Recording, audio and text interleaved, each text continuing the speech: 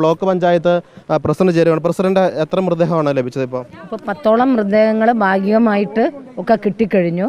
അതിലധികം മൃതദേഹങ്ങൾ ഇപ്പോൾ ഈ കുമ്പളപ്പാറ കോളനിയുടെ ഭാഗത്ത് അടിഞ്ഞിട്ടുണ്ട്. അവിടേക്ക് പോകുന്നതിന് വേണ്ടിയിട്ട് ദുർഘടമായ വഴിയാണ്. NDRFനെയും കൊണ്ട് അവിടേക്ക് പോയിട്ടുണ്ട്. ഇപ്പോൾ ഇതാ ഒരു സംഘം അങ്ങോട്ട് മൂവ് ചെയ്തിട്ടുണ്ട്. എങ്ങനെയാണ് പോയിരിക്കുന്നത്? ഇവിടെ പുഴ കടക്കാം, കാൽനടയായിട്ടാണ് അങ്ങോട്ട് പോകുന്നത്.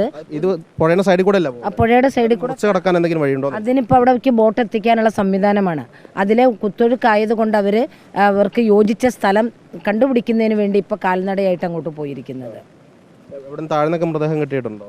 താഴെ ഭാഗത്തുനിന്ന് മൃതദേഹം 3 കിട്ടിയിട്ടുണ്ട്. ഇപ്പോൾ അവിടെ മാന്തിക്കൊണ്ടിരിക്കുന്ന കൈയൊക്കെ ഉയർന്നിരിക്കുന്ന ശരീരഭാഗങ്ങൾ കണ്ടിട്ട് രണ്ടാളെ അവിടെ ആൾക്കാർ മച്ചിക്കൈ ഭാഗത്ത്, കുറച്ചുകൂടെ താഴെ ഭാഗത്ത് ശാന്തിഗ്രാമ ഭാഗത്ത്, ശാന്തിഗ്രാമ ഭാഗത്ത് നിന്ന് 7 മണിക്ക് ഒരു കിട്ടി, ഒരു ഭാഗം മാത്രം, തലഭാഗം മാത്രം.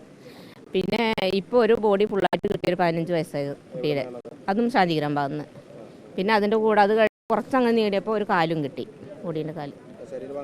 ശരീരഭാഗങ്ങൾ വിട്ടതും ശരീരഭാഗങ്ങൾ ഇപ്പോൾ ഇവിടെ ഈ കോളനി ഭാഗത്ത് അടിഞ്ഞതിലും ശരീരഭാഗങ്ങളൊക്കെ വിട്ട ഭാഗ്യമായിട്ടുള്ള ബോഡിയാണ് അവിടെ കാണാൻ പറ്റും. വയനാട്ടിലേക്ക് ഇവിടുന്ന് 8 കിലോമീറ്റർ ഉണ്ടാവും, കാട്ടിലൂടെ 8 കിലോമീറ്റർ ഉള്ളൂ. ചാലിയാർപ്പുഴ, ഇത് മേപ്പാടി റോഡാണ്. ഇവിടെ അലൈൻമെൻറ്റ് നടന്നു പോയിരിക്കുന്നത്. അത് ഈ ഫോറസ്റ്റുമായിട്ടുള്ള വിഷയം കാരണം അതിൻ്റെ അലൈൻമെൻറ്റ് നടക്കാൻ കഴിഞ്ഞിട്ടില്ല. അതിൻ്റെ ഫാമിൻ്റെ അതിർത്തി വരെ റോഡ് വെട്ടിവെച്ചിരിക്കുകയാണ് ഇല്ലൈവേ ആയിട്ട്. ബാക്കി ഭാഗങ്ങൾക്ക് പെർമിഷൻ കിട്ടിയതുകൊണ്ട് നടന്നിട്ടില്ല.